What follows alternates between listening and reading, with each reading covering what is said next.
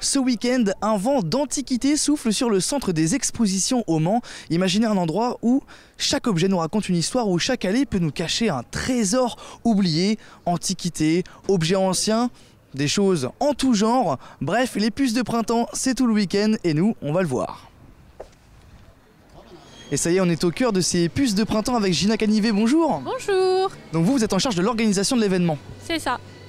Donc ça vous prend combien de temps d'organiser un événement pareil ? Oh, comme on est assez rodé, on va dire une quinzaine de jours là, de préparation intense avant la foire, mais sinon voilà, ça s'organise petit à petit. Donc vous, c'est une histoire de transmission dans la famille. C'est ça, c'est ma grand-mère qui les a créés. D'ailleurs, c'est marrant, hier j'ai un visiteur qui nous a ramené des vieilles affiches de 86, donc au tout début des puces, donc c'est assez rigolo, les gens nous passent des petites choses comme ça qu'ils retrouvent au fur et à mesure.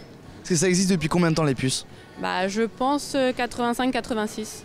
Et ça continue chaque année ? Tout le temps, 2 fois par an. 2 fois par an. C'est quand la prochaine fois ? Au mois de novembre, 1 et 2 novembre. On le rappellera à la fin du sujet. Donc on a combien d'exposants aujourd'hui ? On est sur 80 stands aujourd'hui. 80 stands. Et comment vous les contactez ? C'est eux qui connaissent la date et donc c'est eux qui vous contactent ? Comment ça se passe ? On va dire que 80% c'est des fidèles, donc voilà, on les recontacte régulièrement, voilà, ils viennent, et puis les autres ils entendent parler, le bouche à oreille, voilà, il y en a de moins en moins aussi des salons où c'est des exposants que professionnels, donc ils viennent, voilà, ils entendent parler de notre salon, donc ils viennent. En termes d'âge, est-ce que vous remarquez qu'il y a quand même du renouvellement ? La jeunesse s'y intéresse aussi aux antiquités ou c'est compliqué ? Non, on a eu pas mal de jeunes là, hier toute la journée, ce matin aussi, donc c'est bien. Ils aiment bien aussi un peu d'anciens dans la modernité. Et sur les exposants aussi ? Aussi, oui, là on a 2 nouveaux exposants, c'est des jeunes, ça met un petit peu de peps comme ça, c'est bien. On ira peut-être les voir juste après justement. Sur les stands, qu'est-ce qu'on peut retrouver en règle générale ? Parce que j'imagine qu'il y a des gros thèmes qui reviennent quand même assez régulièrement. C'est vrai que c'est pas mal de bibelots parce que bon, les visiteurs c'est un peu des habitués, donc ils n'ont plus trop de place chez eux, alors forcément les grosses pièces c'est un petit peu, on en a un petit peu moins, mais pas mal de bibelots, puis on en a pour tous les goûts, tous les budgets surtout. On a des stands qui sont un peu antiquaires avec des choses plus anciennes, des bronzes, des belles pièces 18e, donc voilà, des budgets plus onéreux, et puis des petits bibelots. On a un stand à l'entrée, il déballe dans des cartons. Hier c'était l'effervescence, ouais. C'est limite il met des pots de miel, il attire les abeilles, c'était affolant hier, il est toujours pris d'assaut. Quand on dit bibelot, qu'est-ce qu'on entend ? Parce que c'est vrai que c'est un mot assez large, ça comprend beaucoup de choses. Donc tout ce qui est vaisselle, verre, voilà, des pièces, des pièces en biscuit, ce qu'on appelle les petites porcelaines, enfin de la déco quoi. Vous, j'imagine que vous êtes baigné dedans depuis longtemps, comme on le disait juste avant. Vous avez des collections aussi ou des choses à revendre ou chez vous même ? Moi je suis baignée dedans depuis toute petite, j'ai fait mon premier marché, j'avais même pas une semaine, donc effectivement mon mari fait ça, mes parents font ça, mon grand-père, enfin ma grand-mère faisait ça aussi, donc voilà, c'est une histoire de famille. J'ai des collections, oui, j'aime bien les tableaux orientalistes, les choses sur les éléphants, ça me passionne un peu. Vous n'avez pas le temps d'exposer, j'imagine, quand c'est comme ça ? Non, là je m'occupe purement de l'organisation. Mais donc régulièrement vous allez chiner vous-même dans différentes puces, j'imagine, différents événements qui s'organisent comme ça ? Oui, j'aime bien. Sur les visiteurs, là aujourd'hui, ça se remplit tranquillement. Il faut dire aussi qu'il y a une grosse surface. En termes de visiteurs, sur la tranche d'âge, vous me disiez qu'il y avait quand même pas mal de jeunes qui venaient aussi quand même ? Oui, il y a de plus en plus de jeunes qui s'intéressent aussi pour le côté écologique, parce que c'est des choses anciennes, donc c'est une deuxième vie. Voilà, on fabrique pas exprès, donc c'est un sujet qui touche pas mal les jeunes. Merci beaucoup Gina, on reviendra vers vous à la fin du sujet pour se dire au revoir et parler du coup des prochaines puces. Nous on va aller faire un tour vers un stand où il y a des jeunes, vous m'avez dit, c'est ça ? C'est ça, je vais vous les présenter, nos petits jeunes. Allez, c'est parti, on y va.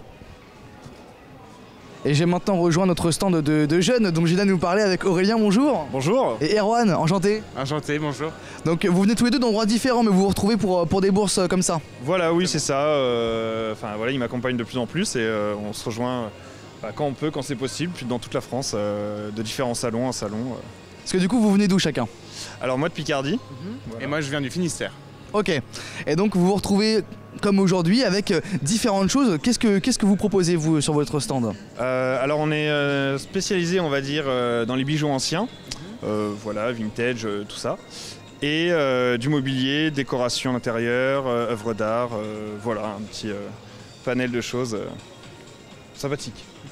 Et Erwan, peut-être un mot sur le mobilier qu'on voit, notamment ces canapés style années 70, ça je dis pas de bêtises? Ouais, c'est ça.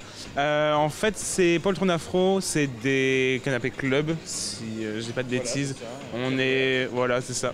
Et ça vient de notre salon. L'idée, c'était vraiment de reproduire sur ce stand-là un joli salon, que les gens se projettent, qu'ils voient les objets, de se dire que c'est possible d'avoir ça chez soi. Et voilà, c'est pour le plaisir des yeux. Et... Voilà, d'amener un peu de couleur dans le salon, que ça change les canapés noirs, gris, blancs qu'on voit un peu partout. Non, puis c'est vrai que c'est une bonne idée de faire une sorte de mise en scène parce que, bah ouais, mine de rien, on se projette avec le mobilier qu'on a devant nous, les tables. Il y a aussi des œuvres d'art. Vous me parlez du Drakkar qui est juste là-bas? Oui, voilà, par exemple, le Drakkar qui est fait par Henri Lejeune, donc pareil, années 70, écume de mer dans le goût de Valoris. Voilà, pièce unique. Qui est voilà, plein de couleurs avec des émaux, voilà, qui peut servir de plein de choses, soit en décoration comme ça, soit en centre de table, on fait ce qu'on veut, quoi, mais d'allier l'œuvre d'art à l'utilité, quoi. Comment vous dégotez tous ces objets, Erwan? Alors, il y a beaucoup de façons de dégoter les choses, soit auprès de particuliers. Il y a certains qui font des vides maison. Nous, on fait beaucoup auprès de particuliers directement. Va y avoir auprès de nos collègues, notre brocanteur. On va avoir sur, par exemple, un hôtel qui va aussi vider tout son mobilier. Des ventes aux enchères, plein de choses. Il y a des galeries d'art aussi, parfois.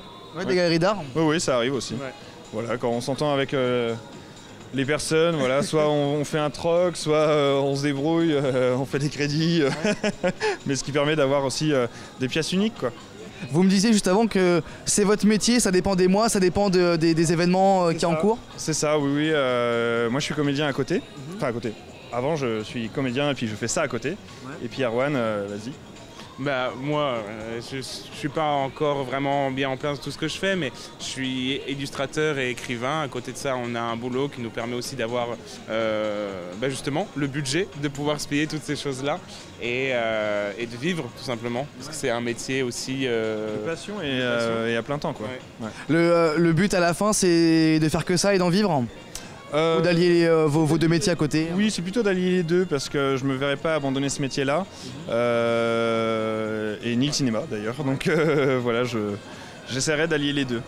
Là, je vois que Samuel est vers les bijoux justement. Est-ce que vous avez des spécialités, des choses que vous cherchez en particulier ou vraiment dès que ce que vous m'avez dit tout à l'heure, nous notre truc c'est les belles choses? Alors oui, voilà, ça va être plutôt le fil rouge, ça va être les belles choses en général, mais il y a quand même des tendances actuellement. Les tendances c'est tout ce qui va être bagues tank, voilà, qui sont très recherchées. Alors moi j'y connais, c'est quoi les bagues tank? C'est des grosses bagues. Là j'ai rien, j'en ai plus donc je peux pas en montrer, non, mais oui, vous regarderez par internet. Ouais, pas de problème, pas de problème. Style de bague. Voilà, mais les gens recherchent plutôt en ce moment des grosses bagues, vraiment. C'est des très grosses bagues. Ok, ça marche. En argent, voilà. Merci beaucoup Aurélien, merci beaucoup Erwan. Je vous souhaite une bonne journée et de la vente. Absolument, on est là pour ça. Merci beaucoup, au revoir. Merci beaucoup. Merci. Et j'ai rejoint maintenant Jean Menu, bonjour. Bonjour. On est sur votre magnifique stand spécialisé en armes, mais c'est un gros mot. Oui, c'est une page d'histoire que je vends moi. Parce que dire que c'est des armes, ça fait violent. Oui. Donc je vends une page d'histoire.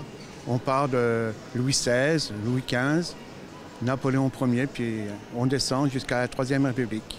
Et en parlant de pages d'histoire, sur chaque objet que vous vendez, vous connaissez l'histoire derrière? L'histoire, je sais les citer, quelle époque. Ouais. Mais je ne connais pas toute l'histoire parce que là, c'est impossible.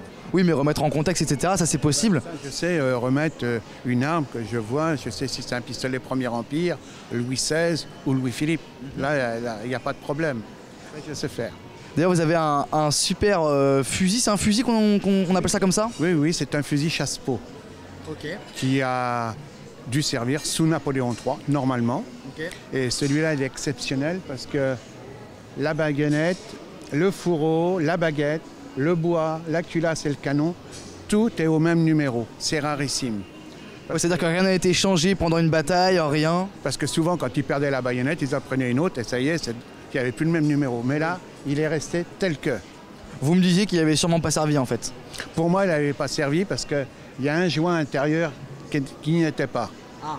Donc pour moi, il n'avait jamais servi. Et ce qui est dingue, c'est que vous me montriez juste avant les balles qui allaient dans ce genre de fusil. Et j'étais un peu choqué, c'est pas des balles métalliques finalement. Ben non, c'était les cartouches en papier, voilà. C'était la cartouche en papier qui était faite comme ça. Et vous me parlez d'une certaine bataille où justement on s'est un peu fait... Ah ben, à Sedan, on a perdu la guerre. À Sedan, Napoléon III s'est fait enfermer. C'est la chute de Napoléon III.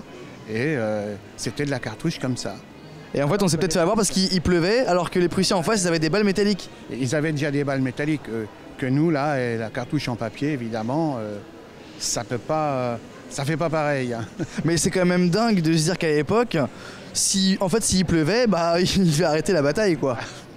On suppose, parce que comme j'y étais pas, je peux pas vous dire. Évidemment. Et vous avez aussi une superbe armure qui est juste derrière là. Est-ce que vous pouvez nous faire un mot dessus? Alors cette armure, c'était des armures qui ont été refabriquées à l'époque de Viollet-le-Duc sous Napoléon III pour remeubler les châteaux. Okay. Donc il fallait absolument les boiseries intérieures et tout. Celle-là n'a jamais été portée. Hein. Donc c'est une reconstitution. Voilà, mais qui date de Viollet-le-Duc. Parce qu'aujourd'hui on en refait, mais c'est de la ferraille, c'est de la casserole. Ouais, d'accord.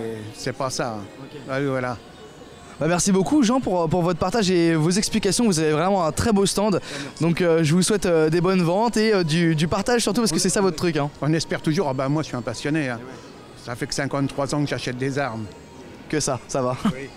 Ouais, j'espère continuer encore un peu. Bah oui, j'espère aussi. Mais bon, c'est l'avenir qui nous le dira là. Exactement. Surtout. La santé. Bonne journée à vous Jean et bonne exposition. Merci beaucoup, je vous remercie. Merci. Et Gina, on vous a rejoint une fois de plus pour conclure ensemble. Donc ça y est, on a fait notre tour. Merci pour les petites recommandations de stand, c'était super. Bon bah impeccable. Ouais, impeccable. On est ensemble pour conclure, pour annoncer les prochaines dates, les prochaines puces en novembre. C'est ça, novembre 1er et 2 novembre. Si des téléspectateurs qui ont vu le sujet, qui ont des choses à exposer, souhaitent venir exposer en novembre, comment on fait?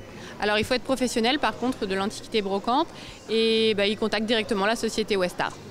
Ok, je pense que toutes les infos sont là. Merci beaucoup Gina, je vous souhaite une bonne journée. Nous on part maintenant au loto à Mulsanne. Ah bah bonne chance à vous alors. Merci, j'espère que je vais avoir une grille complète. Merci, bonne journée. Bonne journée à vous.